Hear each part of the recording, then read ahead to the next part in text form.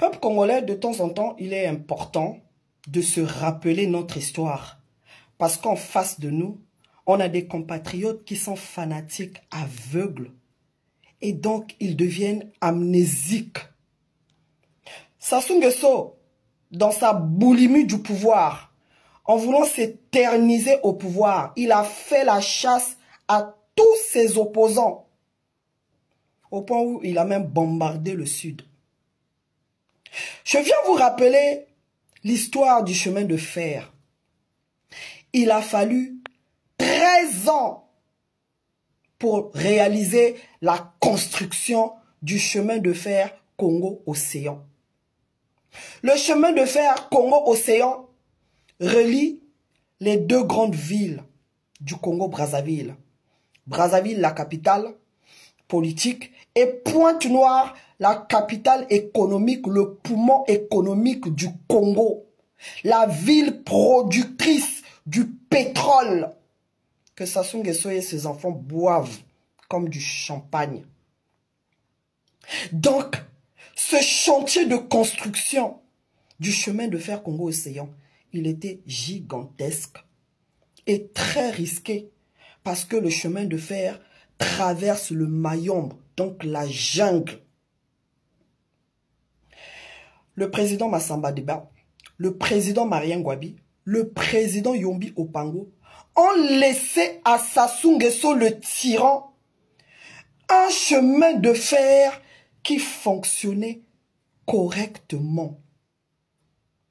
Mais Sassou Nguesso est arrivé comme destructeur infatigable. Il a tout saboté. Il a tout saboté. Il nous a mis des bus qui font maintenant ce trafic-là, les transports du nord et du sud, qui font des accidents tous les jours. Le chemin de fer Congo-Océan permettait à nos mamans, tout le long de son parcours, toutes les gares desservies, nos mamans venaient pour vendre les produits issus de l'agriculture. Parce que dans le sud du Congo, on vit grâce à l'agriculture. Quand ces gens-là nous disent que voilà, il faut que les Rwandais viennent nous montrer l'agriculture, faire l'agriculture au Congo. Dans le sud du Congo, on vit déjà de l'agriculture depuis la nuit des temps. Quand le train quittait Brazzaville pour Pointe-Noire, à chaque gare, tu t'achetais tout ce que tu voulais. Les fruits, les légumes, le manioc, tout ce que vous voulez. Et il y a des familles qui ne vivaient que grâce à ce commerce du chemin de fer. On avait 3 trains. Il y avait le premier train, Fula Fula, qui quittait Brazzaville à 6 heures, qui arrivait à Pointe-Noire le lendemain matin à 6 heures. C'était à un prix accessible à toutes les familles. Ensuite, quelques années après, on a eu le train bleu. Le train bleu qui quittait Brazzaville à 10 heures. Celui-là, il était un peu plus cher parce qu'il y avait plus de confort. Il y avait la climatisation, il y avait d'autres services. D'autres services qu'on n'avait pas dans les autres trains. Et c'était un peu plus cher. Le soir, on avait le train express qui quittait Brazzaville vers les 18h, 19h.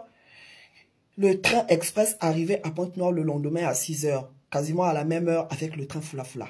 Et le train bleu arrivait dans la soirée même, vers 22h, 20h, 22h, s'il était très rapide.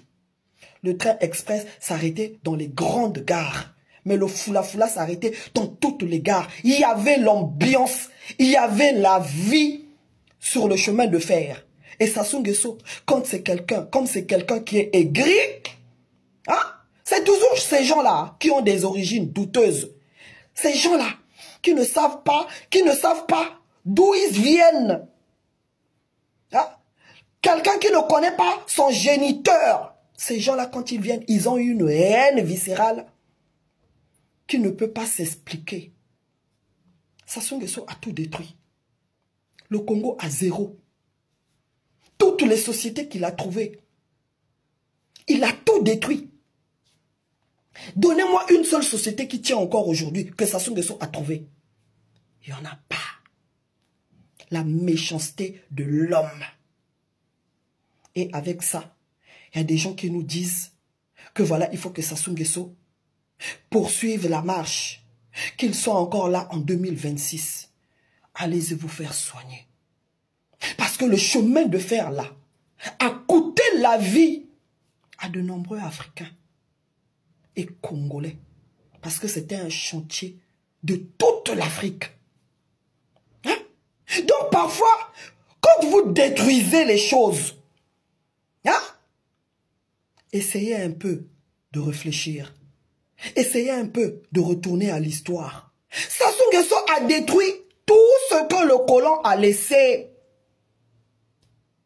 Ils n'ont jamais eu des projets d'entretien de tout ce qu'on a.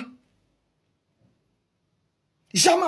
Le chemin de fer, regardez dans quel état. Les trains, les rails qui ne sont plus en place, qui sont dans un état chaotique.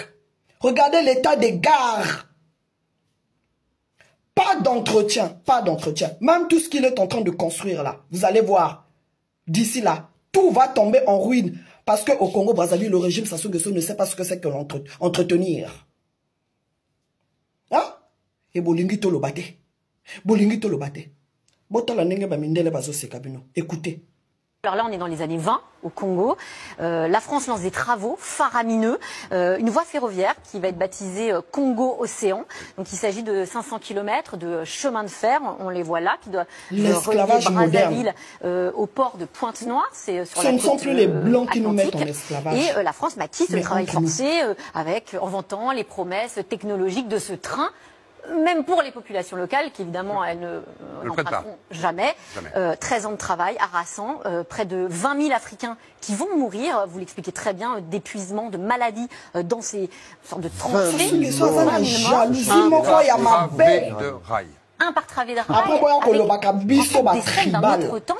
Sincèrement, quand on voit ça, on se dit c'est quoi la différence avec la seule différence, c'est qu'il n'était pas de statut esclave, il était indigène. C'est la grande différence qu'on a inventé le travail forcé après l'esclavage. Il faut savoir que la plupart, pas dans toutes les colonies, dans beaucoup de colonies, les populations étaient assujetties à ce qu'on appelle le travail forcé. C'est leur manière de payer l'impôt, si vous préférez. Vous payez à fin d'année, vous faites votre chèque, et ben eux, ils avaient des nombres de jours de travail gratuit à donner à l'État français ou à l'administration. Ça pouvait être variable de 30 jours jusqu'à 120 jours dans certains territoires.